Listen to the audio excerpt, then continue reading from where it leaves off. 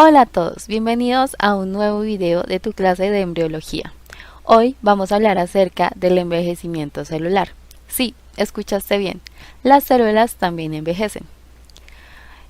Para definir este concepto podremos decir que el envejecimiento es un conjunto de modificaciones morfológicas y fisiológicas que tienen lugar de manera lenta y gradual como consecuencia de la acción del tiempo sobre los seres vivos. Y esto se debe a respuestas o cambios que se llevan a cabo a nivel molecular, celular y orgánico, donde intervienen factores tanto genéticos como ambientales. Para entender más este concepto, debemos hablar acerca de la senescencia celular, la cual es un principio que se fundamenta en que todas las células tienen un número de vida limitado. Se considera desde hace unos años como un mecanismo de control contra la tumorigénesis.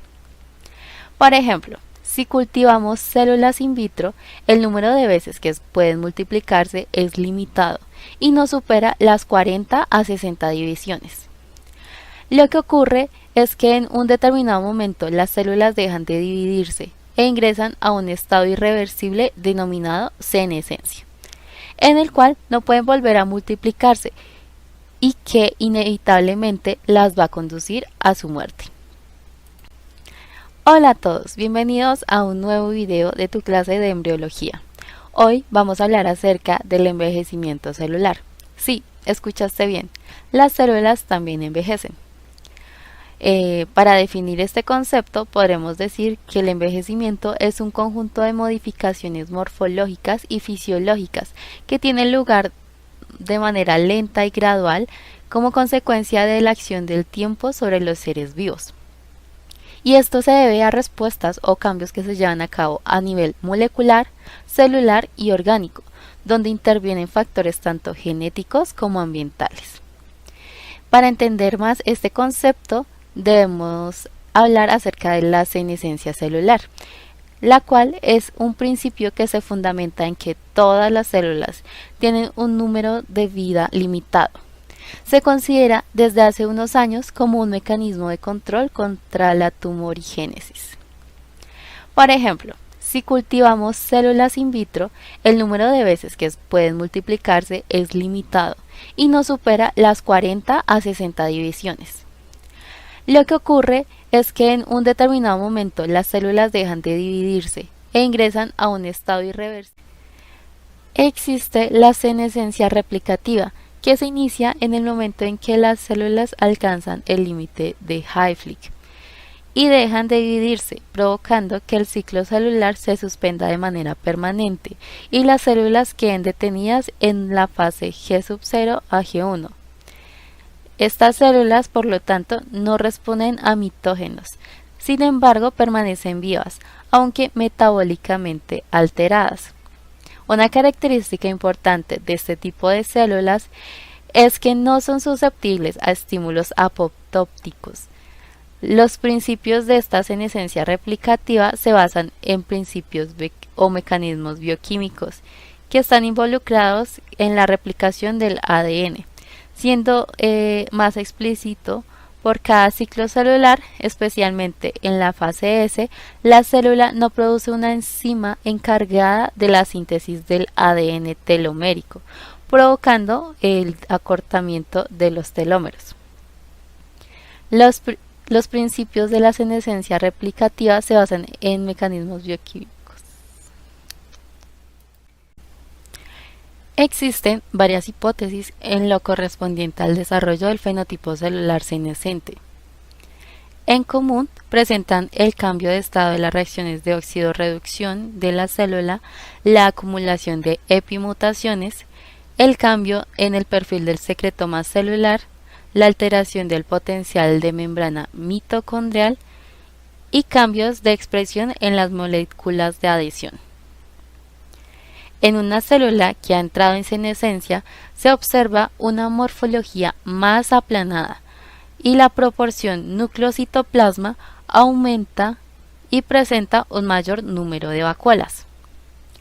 El perfil de secreción de esta célula se ve exacerbado y esta característica secretora es la que permite a las células senescentes liberar simultáneamente señales paracrinas, tanto de crecimiento como de inhibición.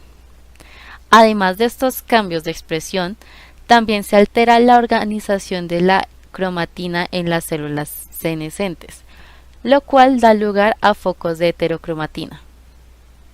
Los cambios celulares que presentan son daño en las membranas celulares con alteración en la disminución de fosfolípidos y colesterol, aumento de uniones covalentes entre las fibras de colágeno. Así se disminuye la solubilidad de esta molécula.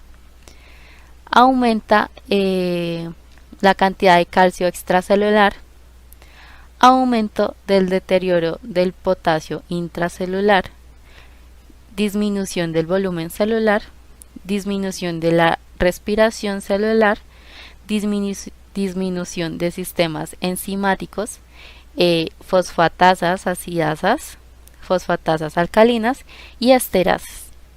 También se da la acumulación de pequeñas gotas de lípidos y acumulación de lipofucsina, que es el pigmento del envejecimiento celular. También es importante conocer los impulsores del envejecimiento celular. Entre ellos encontramos P16, que es una proteína represora de tumores, que contribuye a que las células dejen de dividirse, ya que se encuentra en valores muy elevados en este tipo de células. También influyen factores mitogénicos, sobreexpresión de factores de transcripción, tal como E2F1 y numerosos agentes que inhiben la compactación de la cromatina, induciendo a la senescencia.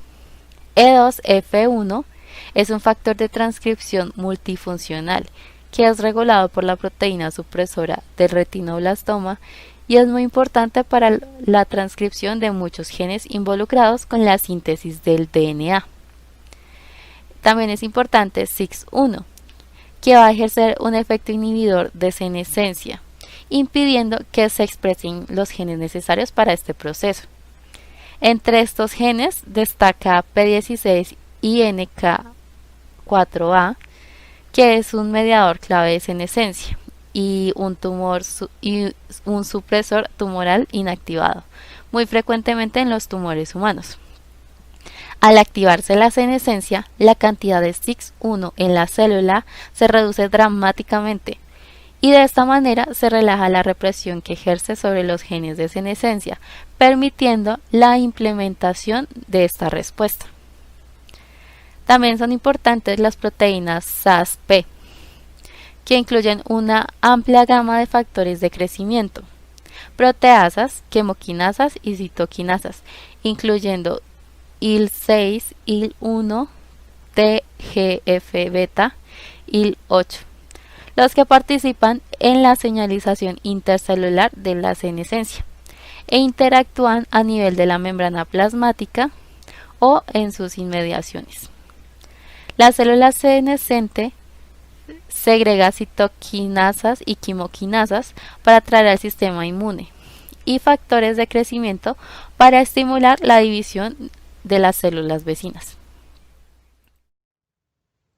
Algunas de las causas que pueden provocar el envejecimiento celular pueden ser el acortamiento progresivo de los telómeros, que corresponde a una secuencia de ADN en especial situada en los extremos de los cromosomas que se encarga de proteger la integridad del ADN celular, por lo que, una vez pasado un determinado número de duplicaciones poblacionales, las células son incapaces de replicar su material genético de manera eficiente y dejan de dividirse para evitar dar origen a clones celulares con un mayor potencial de transformación.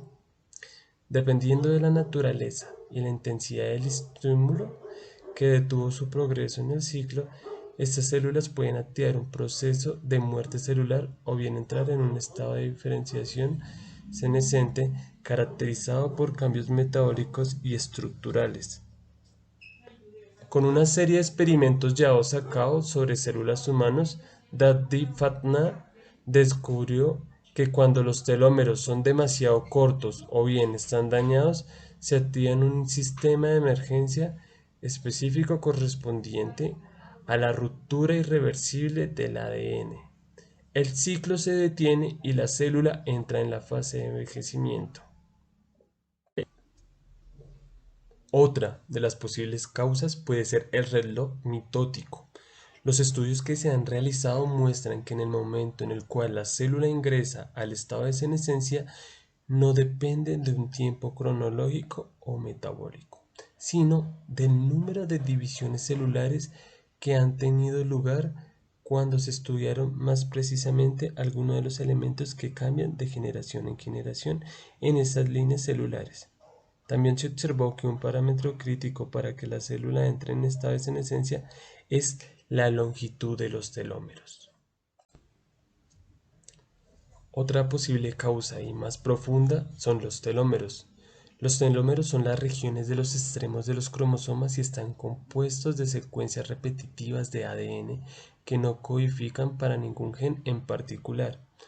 Una de sus funciones esenciales es la de proteger al resto del cromosoma de la degradación y de la unión de los extremos del ADN entre sí por enzimas reparadoras. Si bien la célula duplica su ADN previamente a la división, no es capaz de copiar la totalidad de la secuencia del telómero, y como resultado el telómero se hace más corto en cada replicación, perdiendo alrededor de 50 a 200 nucleótidos en cada ciclo de división celular. El desgaste del telómero con la sucesión de ciclos celulares impide su función protectora, con lo que el cromosoma se hace inestable, aparecen errores en la segregación durante la mitosis, anomalías genéticas y diversos tipos de mutaciones. Las células que presentan estos defectos no solo son incapaces de duplicarse, sino que dejan de ser viables activándose los procesos de muerte celular programada, apoptosis. Otra posible causa es la telomerasa. Sin embargo, en el caso de las células germinales y embrionarias de las que el organismo no puede prescindir, existe una enzima específica denominada la telomerasa, que es capaz de restaurar la secuencia del telómero. De hecho, cuando se modifican genéticamente células que no sintetizan la telomerasa, se realiza para que lo hagan. Estas células dividen un 50% más que las células que no expresan esta enzima.